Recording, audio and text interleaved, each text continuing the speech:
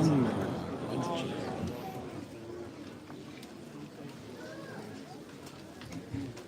In the honor of our Imam of our time, the second and louder salawat. اللهم صل على محمد وآل محمد. أعوذ بالله من الشيطان الرجيم. بسم الله الرحمن الرحيم. الحمد لله رب العالمين، والصلاة والسلام على أشرف الأنبياء المرسلين، حبيب الله العالمين أبي القاسم المصطفى محمد.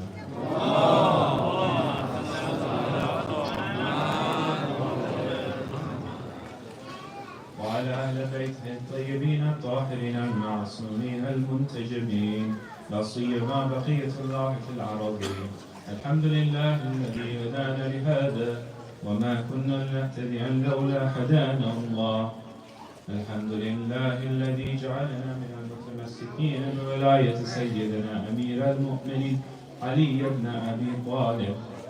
أما بعد، قال الله تبارك وتعالى في كتابه الكريم: وما الحياة الدنيا إلا لعب وللدار الآخرة خير للذين يتقون أفلا تعقلون. صدق الله العلي العظيم.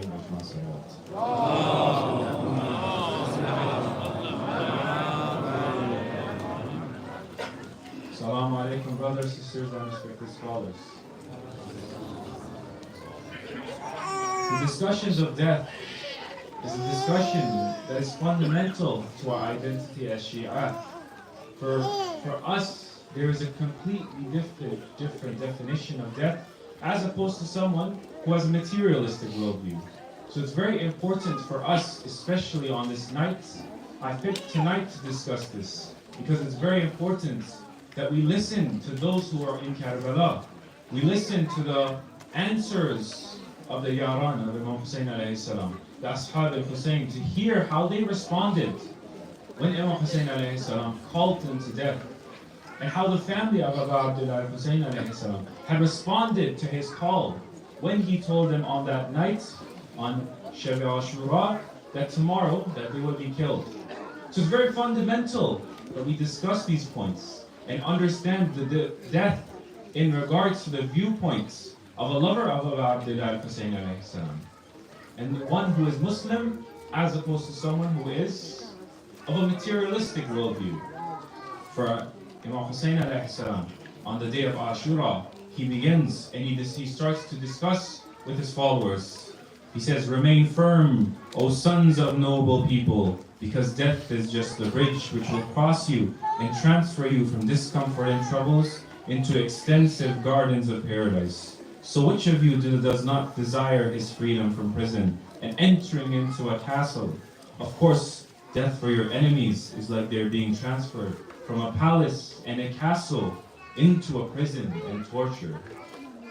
So Imam Hussein alayhi salam, he discusses with his loyal companions, he discusses with his family, and he says that death for us is just a bridge. It's going to bring you from these troubles, from these difficult times, to those palaces and those castles that we have built for ourselves within this life. And Allah subhanahu wa ta'ala, He says in the Quran, in the verse that I repeated before, وَمَا الْحَيَاةُ الدُّنْيَا إِلَّا لَعِبٌ وَلَهْوٌ. Allah subhanahu wa ta'ala says, this worldly life is no more than just play and amusement. وَلَلدَّارُ الْآخِرَةُ خَيْرٌ لِلَّذِينَ يَتَّقُونَ. And the house, the place of abode of the Akhirah, is truly better for those people who are aware of Allah subhanahu wa ta'ala. Those who have that taqwa into their hearts, this is the better house for them. أَفَلَا تَعْقِلُونَ. And do you not think, do you not understand what Allah subhanahu wa ta'ala says? So whenever someone passes, what do we say? Inna lillah wa inna ilayhi raji'un. We say that for them, they have come from Allah subhanahu wa ta'ala, they belong to Him, and to Him He returned. We do not say that death means the final end. We do not say death is where it ends. We say death is where we return to Allah subhanahu wa ta'ala. So to a materialist, death is very, very dark and dreadful.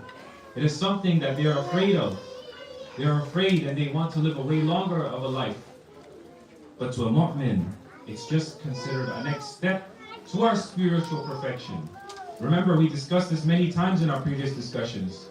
We said that as a mu'min, as a follower of Abu Abdullah al-Hussein, I seek happiness. And through this spiritual perfection, through this ubudiyyah to Allah subhanahu wa ta'ala, I find that happiness. So for me to get to that next stage into my spiritual perfection, I need to seek that death. So after death arrives, I accept it with open arms. Salawat.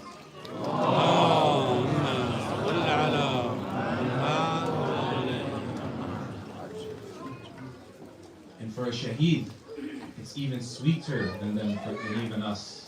Allah subhanahu wa ta'ala, He says in the Quran, وَلَا تَحْسَبَنَّ الَّذِينَ قُتِلُوا فِي سَبِيلِ اللَّهِ أَمْوَاتًا بَلْ أَحْيَاءٌ عِنْدَ رَبِّهِمْ يُرْزَقُونَ.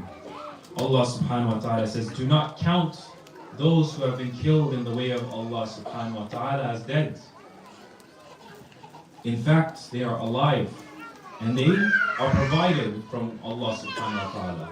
They receive their rizq from Allah subhanahu wa ta'ala. So now Ali alayhi salam, he says, if man will see how speedily his death is coming towards him, he will abhor ambitions and he will give up admiring this world. Sometimes we are not aware of death. Sometimes we completely consider our death something that's far away from us. And here I bring a story. This is a story that sometimes I teach to the children. That gives us a very complete understanding of how death is viewed. There is a man, he runs through a jungle. He's running through a jungle and a lion is chasing him. When this lion is chasing towards him, he jumps into a well. He hangs on by the rope of the well. And while he's hanging on by the rope of the well, he sees that under him there is a snake. The snake, it opens its mouth, and it's ready to eat this man as soon as he falls from that rope. So the man says, what do I do? I'm stuck with this rope. He sees two rats, a white rat and a black rat. They start nibbling at this rope. So this rope is slowly being torn apart, and this man is falling to his death, to the snake. The man is afraid at that moment. He is completely afraid of what's going to happen to him. In that moment, he sees honey. There's honey on the sides of this well. When he sees that honey in that well, he starts to lick that honey. He starts to taste that honey. And in a moment, once he starts to taste it, he cannot stop. He starts to taste it and taste it until the moment that those two rats have nibbled that rope and he falls to the mouth of the snake. My brothers and sisters, this lion is that angel of death that is continuously chasing us. And that snake who has his head wide open, who has his jaws open, is our qabr. It is our kafan. It is where we are going to lay to rest with those rats, the sun and the moon, the day cycle that passes on, and slowly that rope is getting thinner. And of course the honey is this world. It's our ambitions. It's us completely forgetting that death is arriving. It's us completely oblivious to it. We've basically pointed attention to that honey, and we've completely forgotten why we are even in that well. So we need to make sure that for us, we're not afraid of that death. We need to make sure we don't fall into this trap where we are completely falling in love with that honey, where we don't pay attention to that death. The Holy Prophet ﷺ, he has said, you have not been created to perish, but to remain forever. You are simply transferring from one home to another home. So just like a transfer from one home to another home, it's a bridge. We are slowly using that bridge and we're transferring to another world in our goal for spiritual perfection. And who is it that builds a house on a bridge? None of us. It's that place that I want to rest, and that place that is going to be the final abode. And that's why Allah subhanahu wa ta'ala, He says, الَّذِي خَلَقَ الْمَوْتَ وَالْحَيَاةَ لِيَبْلُوَكُمْ أَيَّكُمْ أَحْسَنُ عَمَلًا. Allah subhanahu wa ta'ala has created life and He's created death to test you, for which of you are the best in character. So death is that reminder for insan. It's that reminder that Allah subhanahu wa ta'ala says that I've created life and I've created death to test you. But sometimes we think that death is so far away from us. There was once a man who made a dua to Allah subhanahu wa ta'ala. And he said to Allah, Ya Allah, before my death arrives, please give me signs. Please show me that I'm going to die soon, so I'm aware about this death. So years pass, and years pass, and years pass. And in the moments when he's 50 or 60, the angel of death arrives to him, the Malik al-Maut. And he tells him, your time has arrived. The man says, but I've asked Allah subhanahu wa ta'ala to tell me when my time arrives. Allah subhanahu wa ta'ala did not give me any warning towards my death. The angel says, no. Allah subhanahu wa ta'ala gave you many warnings. When your father died, Allah subhanahu wa ta'ala gave you a warning. He warned you of your time. When your friends died, when your cousins, your uncles had died, this was a warning that Allah subhanahu wa ta'ala had given you. When your beard had turned gray, it had turned white, and your hairs turned gray, and you started getting wrinkles, Allah subhanahu wa ta'ala warned you of your death. So death is something that we have to be completely aware about. We see some people, for example, that during that time in which they were very close to death, Allah subhanahu wa ta'ala even says in the Quran that those people who are on a boat, they seek Allah subhanahu wa ta'ala. That fitrah that we talked about and we discussed about on our first night is at the strongest in that moment. They are afraid of Allah subhanahu wa ta'ala and they submit to Allah. But when they seek land and they receive land and they start to walk, they completely are oblivious. They forget about Allah subhanahu wa ta'ala. So we need to make sure that we are reminded about it. As the lovers of Imam Hussein, this night, this Shab Ashura, is a reminder for us and a reminder to those who had fought alongside Imam Hussein alayhi salam when you listen to their stories. Why do we fear death? There are three fundamental reasons why someone may fear death. One, because he does not have the correct insight to death. He's not aware about death. Alhamdulillah, we have that insight. Allah subhanahu wa ta'ala has told us about what's going to happen.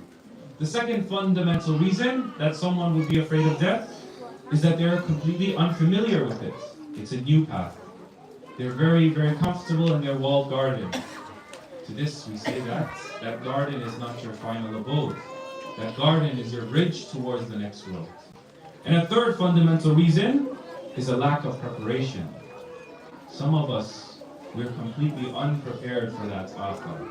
We're completely unprepared for that time that we're going to pass.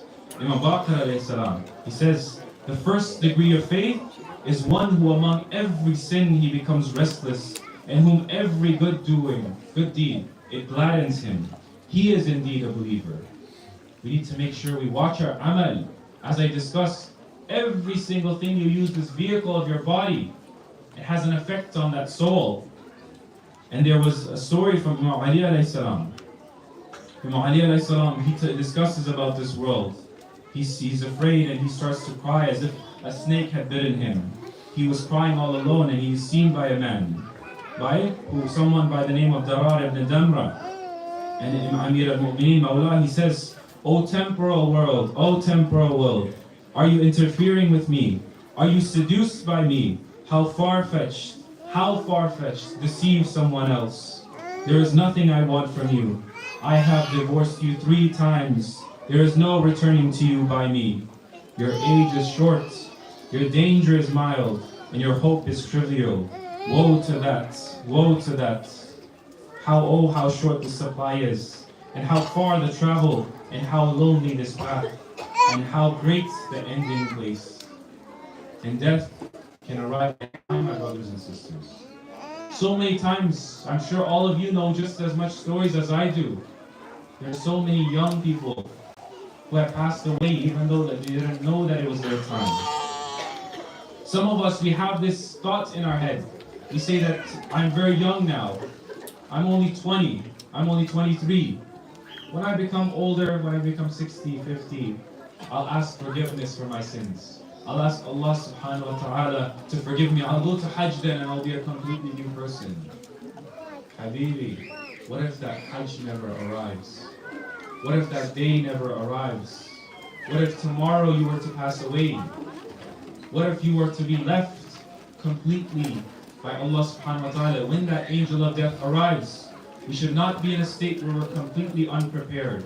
We have to prepare our hearts for that moment when Allah subhanahu wa ta'ala calls us back to Him, and to Him we return. Salawat.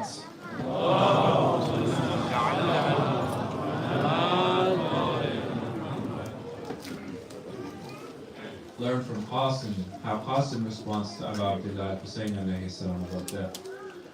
Abu Abdullah al-Hussein alayhi salam, on the night of Ashura, on Shab Ashura, Imam Hussein alayhi salam, he asked Qasim, "Oh Qasim," he wants to test him to see if he's truly prepared for what's going to happen tomorrow. He says, "Ya Qasim, what do you see of death?" Qasim responds in this manner, "Death is sweeter than honey." Imagine someone at the age of only 13 respond in such a manner where they say that death is sweeter than honey. These were those that stood on the plains of Karbala. These were those that stood up and stood for Abu Abdullah al-Hussein alayhi salam. And Hussein alayhi salam, he goes to one of his followers, Nafi ibn Bilal, and he says, "Are you not going to take advantage of the darkness and pass through these two hills in the heart of the night in order to save yourself?" Nafi ibn Bilal, he falls to Imam Hussein's feet and he starts kissing it. He says, "May my mother mourn for me. My sword is worth 1,000 dinars and my house is worth 1,000 dinars. I swear by Allah who holds me indebted to the favor of your presence, I will never leave you." So Imam Hussein alayhi salam, he wanted to test even more. He tests Abbas ibn Ali when he starts to call everyone. Abbas responds when he's told to leave. He says, "Why should we do that? Just in order to remain alive after you. May Allah never show us that day." Then his brothers and his sons, they respond in the same manner. And Imam Hussein alayhi salam, he says to the sons of Aqil, "The martyrdom of Muslim is a sacrifice that's sufficient on your part. Go as I permit you to leave." They answer in this manner. They say, "What will the people say? They'll say that we deserted our master, our leader, and the sons of our uncle, who was the best of uncles, that we did not even shoot an arrow alongside him, nor did we stab with the spears and strike with the swords with them, nor did we know what they did. No, by Allah, we will never do such a thing. Rather, we will ransom you with our lives, with our wealth, and with our children. We will fight by your side until we enter the place you shall enter. May Allah make life abominable for us after your death." And then he responds to others. He has the others' companions in which he starts to ask him. Inshallah, we hear about the companions with your loudest of salawats.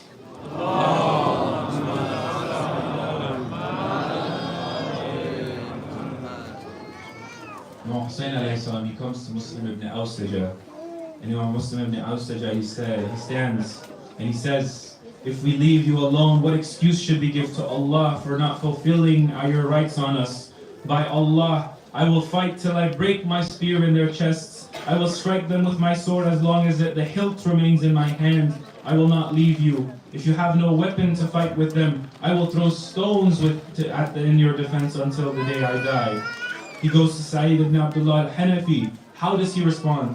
"By Allah, we will not leave you until Allah knows that we have preserved you, through you the company of the Holy Prophet in his absence. By Allah, if I knew that I would be killed, and I knew I would be revived, and then burnt alive and shattered, and this would happen to me 70 times, I would still not leave you until I meet my death fighting on your behalf. Why should I not do so when it is only just a matter of getting killed once? Then this is an everlasting honor." And then Zuhair ibn Qayn, he responds, "By Allah, I wish I would be killed and revived again and killed until I get killed 70 times, 1,000 times, so that Allah can avert death from you and the youth of your household." These are the groups that Abu Abdullah al-Hussein alayhi salam, these were the groups that Abu Abdullah al-Hussein alayhi salam had with him. When we ask ourselves, can I be truly part of the 313 of Imam Zaman? When he arrives, am I truly prepared? Are you able to be part of those 72? Are you able to answer in such a manner in which how you see death so sweetly? Like Qasim says, death is sweeter than honey. If death for us is that sweet, then we can only truly be one of those true companions of Imam Zaman. Why do they say that the Imam of our time is not here? It is because of this.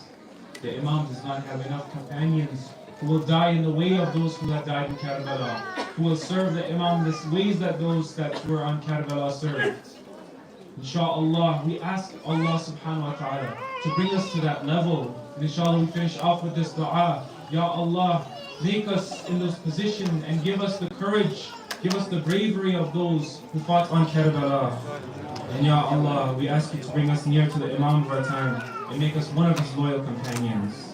And Ya Allah, we ask you to keep us away from the shar and bring us towards the khair. Ya Allah, we ask you to make our lives the lives of Muhammad and Ali Muhammad. And make our deaths the deaths of Muhammad and Ali Muhammad. And Ya Allah, we ask you to guide us to the straight path. And Ya Allah, we ask you, do not take us from this world unless you have forgiven us. And Ya Allah, grant us the intercession of Hussein on the day of judgment. Assalamu alayka ya Aba Abdullah wa ala al-arwah allati hallat bifina'ik. عليكم مني جميعا سلام الله أبدا ما بقيت وبقي الليل والنهار ولا جعله الله آخر العهد مني لزيارتكم. السلام على الحسين وعلى علي بن الحسين وعلى أولاد الحسين وعلى أصحاب الحسين. السلام عليكم جميعا ورحمة الله وبركاته. إجماع صلوات.